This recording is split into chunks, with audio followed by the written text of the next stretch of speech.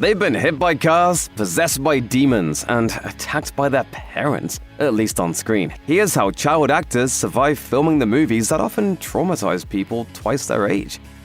They say laughter is the best medicine, but apparently it works wonders on a horror set as well. As it turns out, working in the horror genre can be a real party for some kids. Carrie Henn, who played Newt in Aliens, recalls having a whale of a time while putting the sci-fi horror movie together. While we may remember the scene where Newt is yanked from the water by a xenomorph as one of the scariest scenes in the film, all Henn remembers is the fun she had splashing around in the water. She told Wired, "The first assistant director had actually had someone stay there overnight to make sure the water stayed warm, but it was actually too warm for me. So I would sit up on bars on the side, and the alien and I would stay up there, kicking our feet in the water." During a cast reunion on the Today Show, Henn confessed that she would actually blow her lines deliberately so she could keep riding the giant slide again. All in all, Henn came away from the experience happy. She told 2Fab, "You would think I'd have nightmares about it. People don't quite understand why I don't, but I think it's because they made it into such a fun experience for me."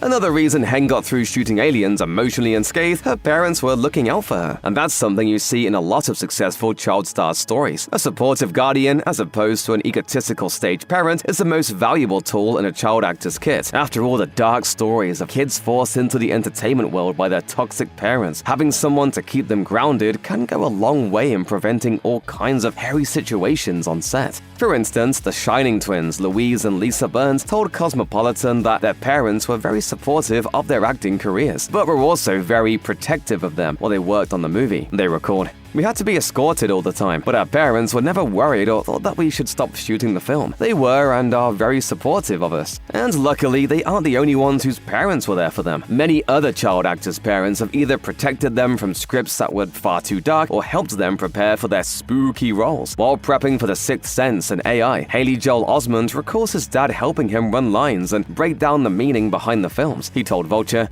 "My parents were always on set, and they very quickly had the right attitude towards it. We weren't doing anything outside of the movie and press because I was going to school and doing normal kid stuff. My parents always emphasized school more than anything."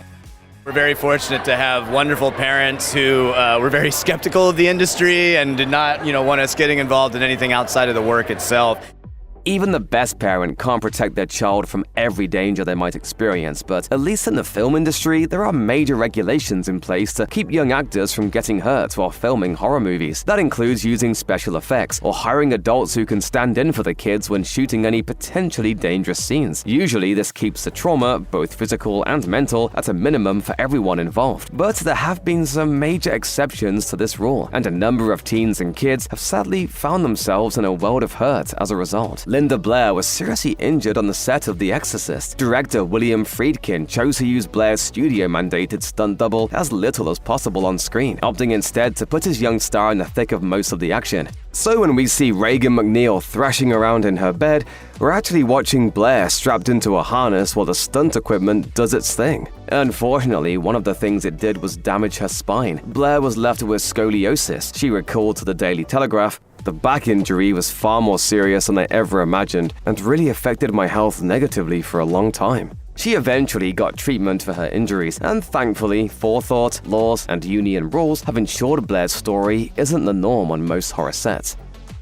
Then there are the directors who come from a completely different place. These filmmakers thoroughly protect their child actors to the point that they have no idea they're acting in a horror film at all. For these kids, the whole world is a gigantic playground, and the film set is just another place they can have fun. One of the best examples came about in The Shining. Danny Lloyd was highly sheltered from the gristle and gore while filming, and director Stanley Kubrick went so far as to lie to him about the film's story. Lloyd thought he was acting in a family drama. At times, Kubrick even had Shelley Duvall carry a dummy of Danny through the halls of the Overlook Hotel to keep Lloyd from getting exposed to anything too horrifying. Danny!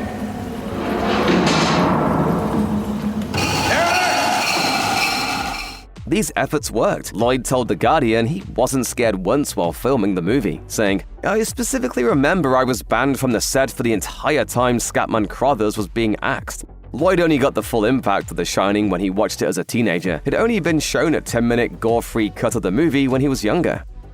While some actors remember every excruciating detail of being in a horror film, plenty of child actors are simply too young to recall anything about what it was like filming even their most iconic early performances. It's basically nature's way of mitigating trauma, but it must be pretty surreal for the actors to see themselves on screen without any recollection of actually shooting the movie. Miko Hughes made a name for himself in the acting world from a very young age, so it's no surprise he doesn't remember many details about his early roles. But when it comes to his role as Gage Creed in 1989's Pet Sematary, he doesn't have any memories of his time on set. He told Scream magazine, "I don't think I knew I was acting for Pet Sematary. I was just playing pretend. I was practically a baby." If that's true and the intense performance he gives as Gage was the product of him just playing around, that's a testament to both his natural talent and the filmmaker's ability to capture it.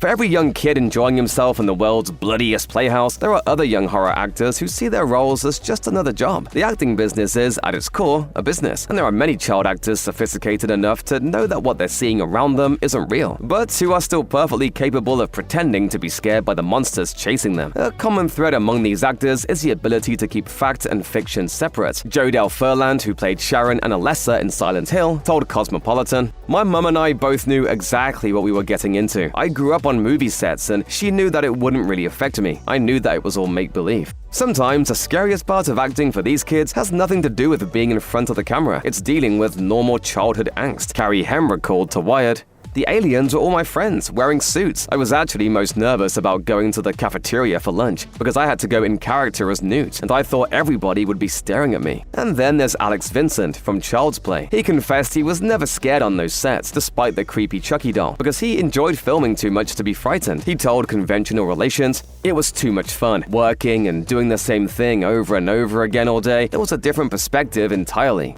Plus, filming with a major studio came with some serious perks for a kid in the 80s. I was able to walk through the whole back lot of the Back to the Future set. I sat in the actual DeLorean and I had lunch with Michael J. Fox.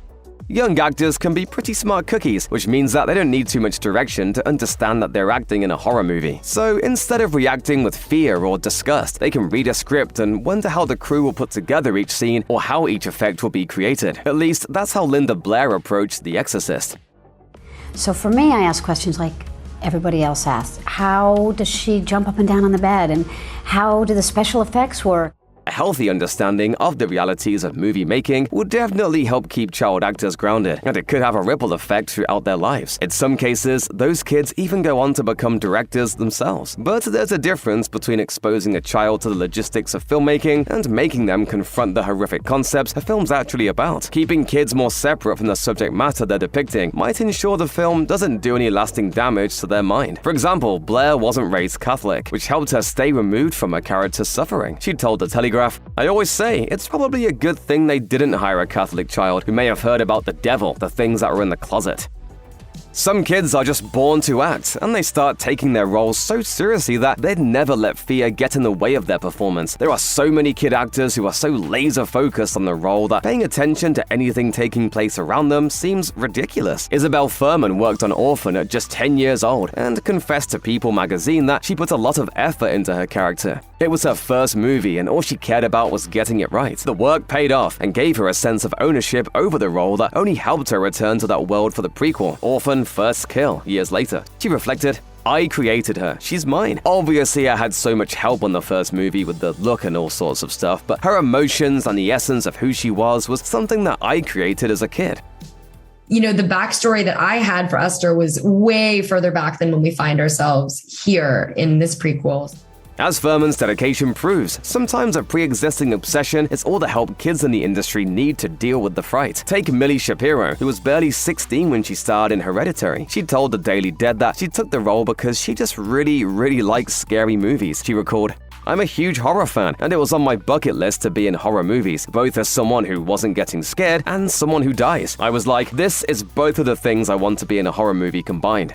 She added that she and her sister used to run around in their backyard making horror movies when she was younger, and though she's older now, she seems to have fond memories of her time making the film. In fact, the thing that actually made her nervous was the prospect of working with so many experienced actors.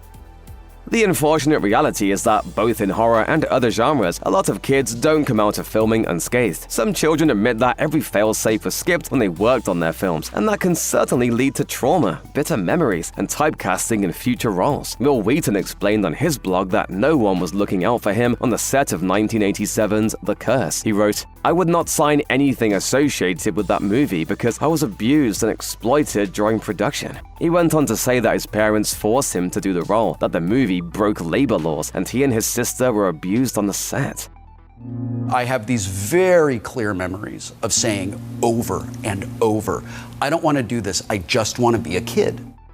That sounds like a terrible experience for any child to live through, but it's not the only way that a child star has dealt with trauma related to their scary movie roles. Kyle Richards told Halloween Daily News that she wasn't traumatized by filming Halloween, but was so scared watching it afterward that she slept with her mom until she was a teenager. She reflected, "It was obviously not child appropriate, and we both were traumatized." And even though most child stars don't regret their horror past, many wouldn't allow their own kids to go through it. As Blair told The Telegraph, "You know what? I wouldn't let my child do it. I mean, I can't disagree with people. I can only tell you that I didn't understand."